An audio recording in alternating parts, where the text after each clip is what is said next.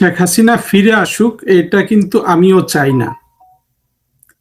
কেন চাই না এই কথাটা একটু পরে বলি। কিন্তু আমার চাওয়ার কোনো মূল্য না দিয়ে যদি উনি ফিরে আসেন,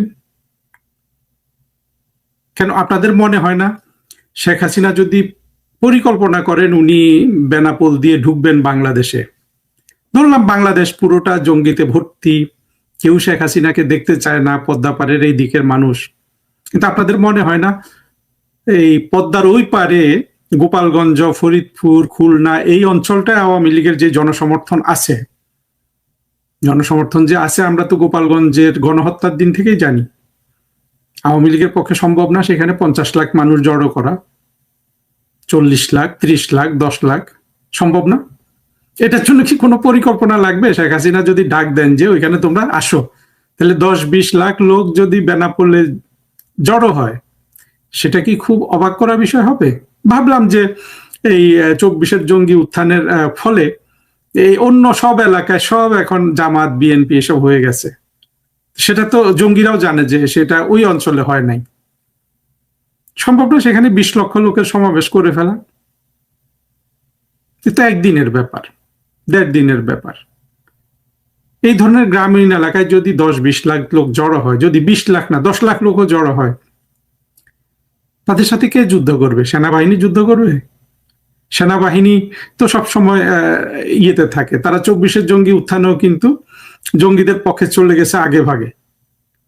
সেনাবাহিনী সবসময় চাইবে যে আগে ভাগে যারা বিজয়ী তাদের দলে চলে যেতে। আর সেনাবাহিনী সব তো ওয়াকার না, তাই না? আওয়ামী লীগ তো 15-16 বছর বাংলাদেশ শাসন করেছে, তাদের পক্ষে তাদের সমর্থন করে সেনাবাহিনীতে এমন সদস্য নাই, জেনারেল থেকে শুরু করে সাধারণ সিপাহী পর্যন্ত। এরকম পরিস্থিতিতে ওরা কি এদের সাথে যুদ্ধ করবে? 10 লাখ লোক যদি ওইখানে যায়, তাদেরকে গোলা বারুদ মেরে সবাইকে মেরে ফেলবে? 100 পর্যন্ত মারতে পারে, 200 পর্যন্ত মারতে পারে, তাই না? কতজনকে ধরে কোথায় নিয়ে যাবে ওখান থেকে? ওইখানে যদি এরকম 10-20 লাখ লোক জড়ো হয়, কয়টা রাস্তা বাধা দিবে? গ্রামীণ রাস্তায় রাস্তায় রাস্তায় ওরা থাকলো, কত মানুষ বাড়ি থেকে বাড়ি হয়ে যাবে, রাস্তা দিয়েও তো হাঁটবে না। এটা কি আসলে অসম্ভব? আপনাদের কি মনে হয়? এই যে পিকচারটা বললাম, এটা যদি সম্ভব হয়, শেখ হাসিনা যদি ওইখান দিয়ে সিদ্ধান্ত নেন যে ঢুকবেন, আটকাবে কিভাবে? তারেক রহমান কিভাবে আটকাবে? গোপালগঞ্জে যে গত বছর যেভাবে হত্যা চালিয়েছে, বর্তমানে কি বাংলাদেশে সেই পরিস্থিতি আছে আরেকবার সেই হত্যাকাণ্ড শুরু করার? প্রকাশ্যে অবশ্যই, অপ্রকাশ্যে চলছে হত্যাকাণ্ড, আমরা জানি। প্রকাশ্যে এটা সম্ভব হবে? তাহলে শেখ হাসিনা কিভাবে তারেক রহমানরা বাধা দিবে?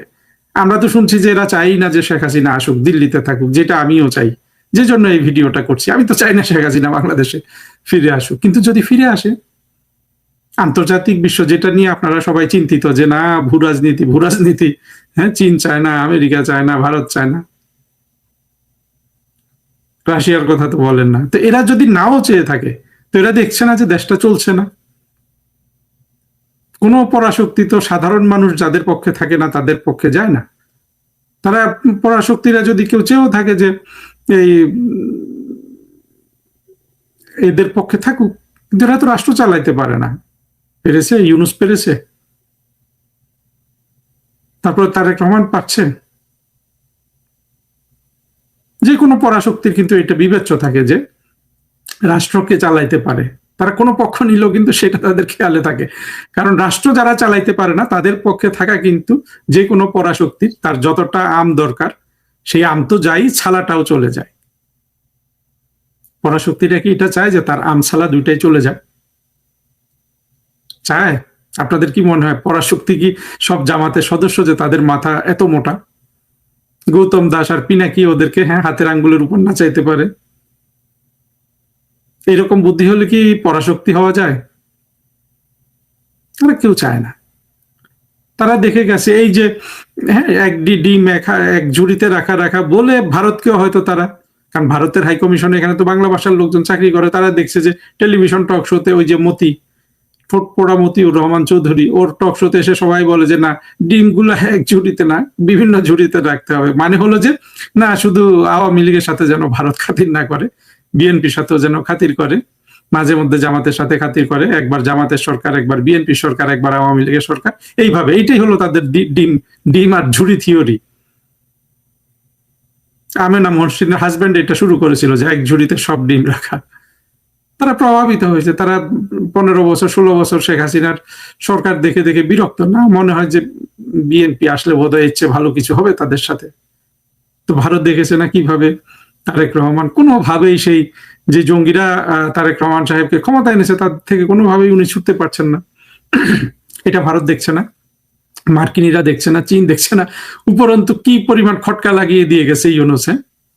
তারেক রহমান সাহেবের হাত পা বেঁধে। অথচ তারেক রহমান সাহেব তো এটা চাইছেনি। আমরা তো শুনি যে তারেক রহমান সাহেবের কাছে যে যখন গেছে, সেই খলিলরা যখন, ইউনূস যখন ওই লন্ডনে গিয়েছিল, বলেছে যে তারেক রহমান নাকি বলেছে যে যা বলে সব মেনে নাও। এই স্পিরিটটা কিন্তু আমরা ওদের মধ্যে দেখেছি। সালাউদ্দিন সাহেব পার্লামেন্টে দাঁড়িয়ে বলেছেন, স্বরাষ্ট্রমন্ত্রী, আমার খুব পছন্দের মানুষ, বলেছেন যে আমরা যদি ইলেকশনটা না দেয় সেই জন্য আমরা যত ধরনের ওরা যা বলছে সব মেনে নিয়েছি, সেই জুলাই সনদ টনদ যা কিছু। এটা স্পিকার সাহেব হাফিজউদ্দিন সাহেবও তো বলেছেন যে আমরা যদি ওদের কথা মেনে না নিই, যদি ইলেকশন না দেয়, তো তারেক রহমান যদি এটা বলে থাকে, এটা তো অবিশ্বাস করার কারণ নাই যে যা বলে মেনে নাও। ইউনূস প্রেসিডেন্ট হইতে চাচ্ছে, প্রেসিডেন্ট হওয়া মেনে নাও। কিন্তু ইউনূসকে প্রেসিডেন্ট করে নাই, করতে পারে নাই বা করছে না। 7-5 ভাবছেন তারেক রহমান, তাই না? কিন্তু এই শুধু ইউনূসকে প্রেসিডেন্ট না করলে তারেক রহমান কি যে বিপদ কাঁধে নিয়েছেন এটা থেকে বাঁচতে পারবেন? আমি না এই পুরো যে বাংলাদেশের সামনে যে গজব নাজিল হতে যাচ্ছে, বাংলাদেশের সামনে মানে স্বাধীনতা বিরোধীদের সামনে, তাদের মধ্যে না আমি সবচেয়ে বেশি সমব্যথী কিন্তু বিএনপির জন্য। আমাকে তো অনেকে বকাবকি করে যে কেন বিএনপির প্রতি আমি এত সমব্যথী। থাক, একটা দল অবুঝ অবোধ, কিন্তু সেখানে তো জঙ্গি কম, যদিও বোধে বুদ্ধিতে জঙ্গি, প্র্যাকটিক্যালি জঙ্গি না। বোধে বুদ্ধিতে তো আওয়ামী লীগ জঙ্গি। কিন্তু তারেক রহমান সাহেবের তো একটা সুযোগ এসেছিল, তাই না? বড় সুযোগ এসেছিল। কিন্তু আপনি মনে করেন যে 21শে আগস্টের গ্রেনেড হামলা, সেভাবে তো শেখ হাসিনাকে দোষী করা হয় যে শেখ হাসিনা হুকুমের আসামি দিয়ে, ওনাকে কিন্তু ফাঁসির আদেশও দিয়ে দিয়েছে শেখ হাসিনার উপর। তো এখানে পার্থক্যটা বুঝবেন না। তারেক রহমান যদি ওইটার হুকুমের আসামি, মানে হুকুমের আসামি হয়, তো সে তারেক রহমান কোন শক্তি বলে সেই হুকুম দিয়েছিল যে এদের সবাইকে বোমা গ্রেনেড, আর্জেস গ্রেনেড মেরে উড়িয়ে দাও? কোন ক্ষমতা বলে দিয়েছিল? আর শেখ হাসিনা যদি দিয়েও থাকে, সে তো রাষ্ট্রের চিফ এক্সিকিউটিভ হিসেবে দিয়েছিল। কিন্তু মেজর আক্তার জামাতের সদস্য এখন, যদিও আমার মনে হয় যে উনি আসলে মানে জামাতে গেছে আপাতত নিরাপত্তার জন্য। উনি, আমার মনে হয় না যে উনি আসলে জামাতের সদস্য হতে পেরেছেন। উনি তো বলেছেন যে রাষ্ট্রের যে প্রধান, রাষ্ট্র ধ্বংস হয়ে যাচ্ছে, হ্যাঁ, উৎখাত করতে চাচ্ছে, বিশৃঙ্খলা করছে, তো সেখানে তো সরকার প্রধান হিসাবে দায়িত্বই আছে যে বলার যে এগুলো থামাও। কোন রাষ্ট্র এই ধরনের উৎখাতে থামায় না? ইরান কি করেছে, চীন কি করেছে, শেখ হাসিনা কিছুই করেনি, ধরে রাখলাম সবই সত্য, কিন্তু সেই রকম বৈধতা কি তারেক রহমানের পক্ষে আছে? গ্রেনেড হামলার, 21শে আগস্টের গ্রেনেড হামলার আসলে কি আছে? শেখ হাসিনা কি রাষ্ট্রে উৎপাত করছিল? তারেক রহমান কি তখন চিফ এক্সিকিউটিভ ছিলেন? দুই পরিস্থিতি কি মেলে? তারেক রহমান তো খুব সহজে মুক্তি পেয়ে গেছেন, জেল মানে জেল তো দূরে থাকুক, আদালতেও দাঁড়াইতে হয়নি এত বড় ঘটনার পরে। এইটা একটি জীবনের একটা বড় অর্জন, মানে বড় সুযোগ, এবং এটার জন্য প্রতি কৃতজ্ঞতা থাকা উচিত ছিল না তারেক রহমান সাহেবের? আমার তো মনে হয় কোনো প্রজ্ঞাবান রাজনৈতিক নেতা হলে আগে সেটা সুরাহা করতো যে এত বড় মুক্তি পেয়ে গেলাম, যেখানে আসলে ফাঁসি হয়ে যেতে পারতো, যাবজ্জীবন হয়ে যেতে পারতো, সেটা যাতে আবার ঘাড়ে না আসে সেই অপরাধ, মিথ্যা হলেও যদি না আসে। মিথ্যা তো আর কেউ বলবে না, জজ মিয়া নাটক তো আমরা সবাই জানি, তাই না? যে কোনো বুদ্ধিমান মানুষ তো ওইটাই আগে করে আসলে। কিন্তু তারেক রহমান সাহেবের তো আমরা তো আসলে সেটা আমি আশা করি সবসময়, কিন্তু সেটা কি উনি দেখাচ্ছেন? কিন্তু কোনোভাবেই সেই 2001 থেকে 6-এর তারেক রহমান থেকে একটু বের হয়ে আসতে পারছেন না। তো শেখ হাসিনা যদি ফিরে আসেন, এটা আবার আগের জায়গায় কিন্তু চলে যাবে। 21শে আগস্টের গ্রেনেড হামলা, যা ছিলেন তারেক রহমান সেই 24-এর জঙ্গি উত্থানের আগে, তার রাজনৈতিক সামাজিক অপরাধ জগৎ বলুন বা সব মিলে তিনি যে অবস্থায় ছিলেন সেখানে চলে যাবে না?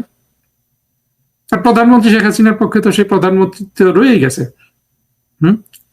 সংবিধান অনুযায়ী নাকি দেশ চলছে, তো সংবিধান অনুযায়ী তো শেখ হাসিনাই প্রধানমন্ত্রী।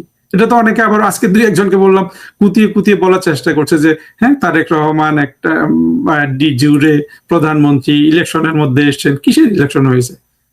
2026-এ যে ইলেকশন হয়েছে এটা তো ইতিহাসের দ্বিতীয় কুখ্যাত ইলেকশন হিসেবে থাকবে, প্রথম কুখ্যাত ইলেকশন হিসেবে থাকবে না। না, এটা আমি একদম ইয়ে করে বলছি, মানে একেবারে নিরপেক্ষতার জায়গা থেকে। আমি তো চাই না শেখ হাসিনা আসুক, আমি এখন নিরপেক্ষতার জায়গা থেকে বলছি। তো এরকম একটা ইলেকশনে প্রধানমন্ত্রী হলে সারা পৃথিবীর কারো তো কনফিডেন্স থাকবে না। আপনারা দেখেছেন তারেক রহমান সাহেব কোনো বিদেশেও যেতে পারছে না, কোনো বিদেশি রাষ্ট্রপ্রধান সরকার প্রধান কোনো ডেলিগেশন ওনার কাছে আসছে না। সারোয়ার কি কি আছে নাম, ওই যে ওগুলা ক্যাপটাগন খাওয়া এই যে ছেলেগুলা, ফুয়াদ, এরা যতক্ষণ দেশ চষে বেড়াবে ততক্ষণ তো কেউ এখানে বিদেশিরা বিনিয়োগ করতে আসবে না।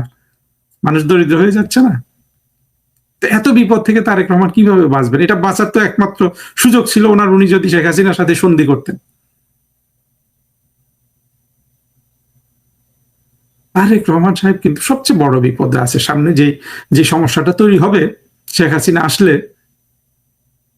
সেটা কিভাবে তারেক রহমান সামাল দিবেন? বিজিবি, র্যাব, পুলিশ দিয়ে? পুলিশের যে এতগুলা সদস্যকে হত্যা করলো, কোন সহানুভূতি ছিল তারেক রহমানের? তারেক রহমান নাকি অনেক দয়ালু হয়েছেন। অদ্ভুত ব্যাপার, কিভাবে সালাউদ্দিন তারেক রহমান দয়ালু হয়? এই যে পুলিশ একটা সন্তান সভবা নারী পুলিশ মেরে ফেললো, পুলিশ মেরে টাঙ্গিয়ে রাখলো, শত শত, একটা দুটো নো। কোথায় মানবিকতা, কোথায় কি, কোথায় সিরাজুল চৌধুরী আজকে গণতান্ত্রিক অধিকার করছে, কোথায় সলিমুল্লাহ? কারো তো কোনো বক্তব্য ছিল না। বাংলাদেশের পুলিশের যেন কোনো, এদের এই ছেলে যেই পুলিশ সদস্যদের মারা হলো, ওদের বুঝি পরিবার নাই, ওদের বুঝি মা বাবা কিচ্ছু নাই, তাই না? তারেক রহমান আপনি দয়ালু হয়েছেন, বলে যে না এরা তো গণ অভ্যুত্থানে মারা গেছে, এদের হত্যাকাণ্ডের বিচার করা যাবে না। পুলিশের কালেকটিভ মেমোরিতে এটা শখ হয়ে আছে না? এই শখ যতদিন থাকবে ততদিন কি এই পুলিশ সদস্য বা পুলিশ বাহিনী সামগ্রিকভাবে কি এই 10 লাখ লোক 20 লাখ লোক যদি শেখ হাসিনার পক্ষে জড় হয় সেখানে গিয়ে অ্যাকশন চালাইতে পারবে? আর আওয়ামী লীগের স্মৃতি, তারেক রহমান তো আমার থেকেও 6-7 বছরের বড়। উনি দেখেন নাই শেখ হাসিনা 81 সালে বাংলাদেশে আসার পর থেকে ওই 1996 থেকে 2001 এই 5 বছর যখন উনি প্রধানমন্ত্রী ছিলেন, তার বাইরে সে 81 থেকে 2008 পর্যন্ত তো শেখ হাসিনা রাস্তায় তো শেখ হাসিনার দখলে ছিল। আমি তো স্পষ্ট চোখ বন্ধ করলেই দেখতে পাই সেই বিচারপতি আজিজের অফিসের সামনে রাস্তায়, মানিক মিয়া অ্যাভিনিউতে, এই যে এখন যারা নেতা একটু সিনিয়র হয়েছেন বা অনেক সিনিয়র হয়ে গেছেন, তারা ওখানে রাস্তায় বসেছিলেন না? জাহাঙ্গীর কবির নানক, মির্জা আব্বাস, হাজার হাজার আওয়ামী লীগ কর্মী, মতিয়া চৌধুরী, তোফায়েল আহমেদ যিনি মারা গেলেন, এই মতিয়া চৌধুরী এখন নাই, কিন্তু এই ইনস্টিটিউশনাল মেমোরিটা আওয়ামী লীগের রয়ে গেছে না? যেই দল 81 সাল থেকে, আগের কথাগুলো বাদই দিলাম, 81 সাল অর্থাৎ শেখ হাসিনার আমলটাই যদি ধরি, সেই 81 সাল থেকে 96 পর্যন্ত 21 বছর, তারপরে 2006 থেকে 2001 থেকে 8 পর্যন্ত আবার 8 বছর, 21, 8, 29 বছর। 81 থেকে 26 পর্যন্ত কত হয়? 46-47 বছর নাকি? 81 থেকে ওইখানে 20 বছর, এখানে না বেশি, আমার মনে হচ্ছে আমি ভুল বলছি। 81 থেকে 2026 পর্যন্ত 46 বছরের মধ্যে 29 বছর যে দল রাজপথে ছিল, রাজপথ যাদের দখলে ছিল, 46 ইয়ার্স এর মধ্যে, গত 46 বছরের মধ্যে যে দলের দখলে ছিল বাংলাদেশের রাজপথ, 29 বছর, 29 বছরের সাথে সময়টা বিএনপিও রাজপথে ছিল, অস্বীকার করার জন্য নাই। কিন্তু আওয়ামী লীগ তো এখানে বড় সংগঠন। 46 বছরের মধ্যে 29 বছর যেই দলের দখলে বাংলাদেশের রাজপথ ছিল, সেই দল আর রাজপথে নামবে না, এটা বিশ্বাসযোগ্য? যদি নামে, যেভাবে বললাম, যদি সেভাবে ঘটে, তারেক রহমান কি করবে? জঙ্গিরা কি করবে? কতজনকে মারবে? যদি ওরা সবাই ডিসিশন নেয় যে আমরা 10 লাখই মরে যাব, তখন তো একজনকেও মারতে পারবে না। পারবে? যদি 2-4-10 জন সিদ্ধান্ত নেয়, 2-4 হাজার সিদ্ধান্ত নেয় যে আমরা সবাই মরে যাব, সবাইকে মেরে ফেলতে পারবে। কিন্তু 10 লাখ যদি একসাথে সিদ্ধান্ত নেয় যে আমরা সবাই মরে যাব, তখন তো একজনকেও মারতে পারবে না। ওরা যদি ওইভাবে সিদ্ধান্ত নিয়ে নেয় না আমরা 10 লাখই মরে যাব যাতে আমরা সবাই বেঁচে যাই, তখন তারেক রহমান আপনি সামলাবেন কিভাবে? এই জন্য তো আপনি চান যে শেখ হাসিনা থাকুক ওখানে। তাহলে খোঁচান কেন? আপনারা অবশ্য কম খোঁচান, খোঁচায় তো জঙ্গিরা।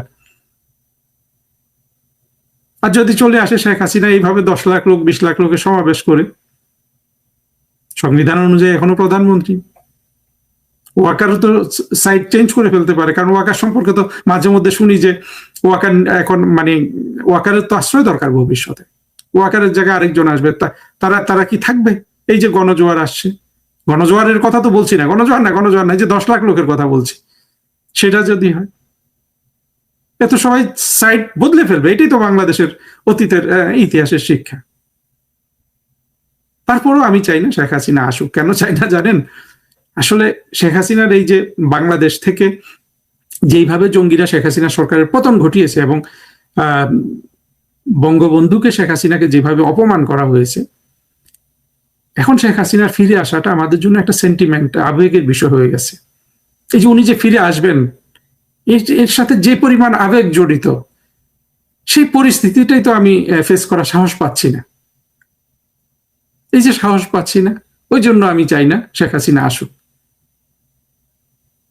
অনেক কঠিন আবেগের বিষয়, তাই না? কিন্তু বাস্তবতাটা কি? যদি আসেন শেখ হাসিনা, তারেক রহমান, জামাত, এনসিপি, এদের ঠেকানোর কোনো সুযোগ আছে? ওই এলাকায় জঙ্গিরা কার্যকর হবে? আমার তো মনে হয় হবে না। আমার মনে হয় তারেক রহমান সাহেব, আপনি একটু এগুলো এসব একটু ভাববেন। আপনার যেসব উপদেষ্টা ইত্যাদি আছে, তাদেরও বোধহয় এই জিনিসগুলা ভেবে দেখা উচিত।